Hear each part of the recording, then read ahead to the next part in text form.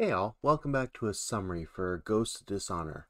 Arc 1, Session 3, the crew decided they were going to crash the party of Marcus Penn's.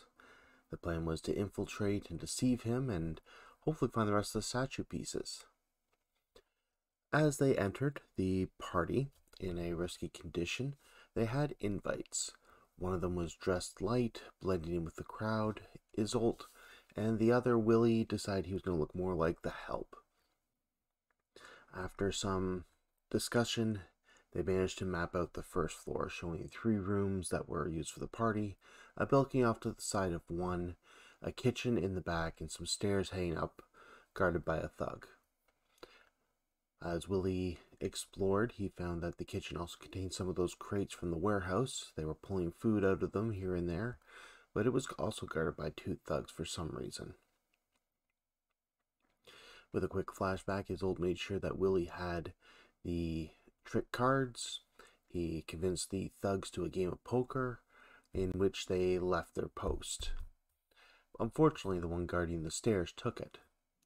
With that, Willie took that as a sign to get upstairs, returning the cards to Isolde first. Meanwhile, Isolde smoothed with the party, getting along with the higher-ups, rubbing elbows. Her fine costume and jewelry managed to make everyone think she belonged there. It wasn't until Roland arrived that there was any chance of her being spotted. Though he had nothing against the party, they continued the plan. Isolde dropped in some trans powder into the fireplace, dazing some of the guests. Some of those not used to it at all were completely confused for a bit, while she performed fortune-telling, taking pieces of importance from people to contact and see their future.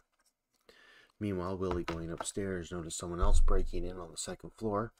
After a quick swap and a very short, quiet conversation, they decided they were both there up to no good, and were going to leave each other to their thing. This one started checking the floors on the 2nd floor, while Willie headed up to the 3rd.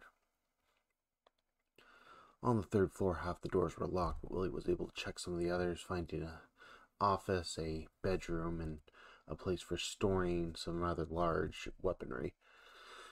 It was there that one of the thugs had to come up and get something. Almost spotting Willie, he ducked in, and then, trying to figure out what to get best to get from here, Willie threw the lantern over the edge, trying to get the guard to go down. The thug spotted Willie mid-throw, but rushed to cut out the fire. Meanwhile, downstairs, Marcus had arrived, introduced himself to a few people, went up to prepare, sent one of the thugs to get the painting. There was a scuffling sound from the party below, and a crashing before Marcus Penn returned. Acting as if nothing had happened, he showcased a beautiful painting from over centuries ago, before the lightning dome was rose, when rituals still dominated the land. The showing of the turning on of the lightning barrier, this glowing city within.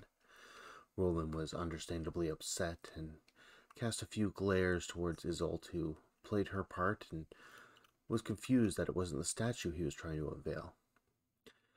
Meanwhile, Willie upstairs took a look outside the study, seeing he had to get there fast, seeing the crumpled up body of the other burglar. He slipped out to try and help. The other burglar seemed to be alive, but just barely. But that's when the thug spotted him and shot down. Silence from the gun and the thug's words as it hit the poor thief. Luckily, with a quick flashback, they had stored the carriage and the thugs not far from that alley. With a quick shout, the thugs ran to his aid, got him and the would-be injured into the carriage, and off they went. Isolde played at the party. Roland was very upset, but she managed to talk to Marcus, learning that he did have an interest in the cult, though he didn't know much about it. His expert was a person known as Selena in Charter Hall. He exchanged who to talk to and made an agreement to talk to her later. And with that, as they began to escape, the bells began to ring. Willie was able to find a weird red eye pendant that was tucked in the thief's equipment that began to lose its glow just before the person finally passed. With a quick boot out of the thing, he pushed the ravens onto a different trail. Coming back together, the group had questions.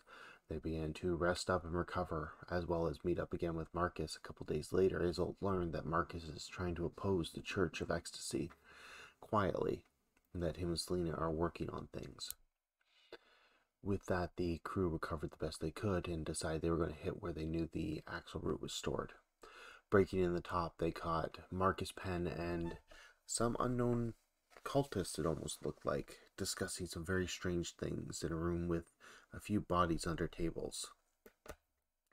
Once they left, the group dropped down, examined the room, found some weird ritual symbols which they took sketchings on to look up later. Remind me to tell you what those mean before heading downstairs. The two were still there, so with a signal they sent the thugs on the first floor to cause a ruckus. Marcus Penn went down to investigate, while Willie snuck out and attempted to knock out the cultist, as it were. As he grabbed them, sparks of electricity flew through the room, but they went down. Thinking quickly, they grabbed some axle root and found the arm that they were looking for. Getting what they could gathered up and out was the best they could before returning home. A little somber, they haven't found the last piece yet, but more questions. With that, I'll see you guys November 12th at noon for the next game. I hope everyone's having fun and having a great week. See you then.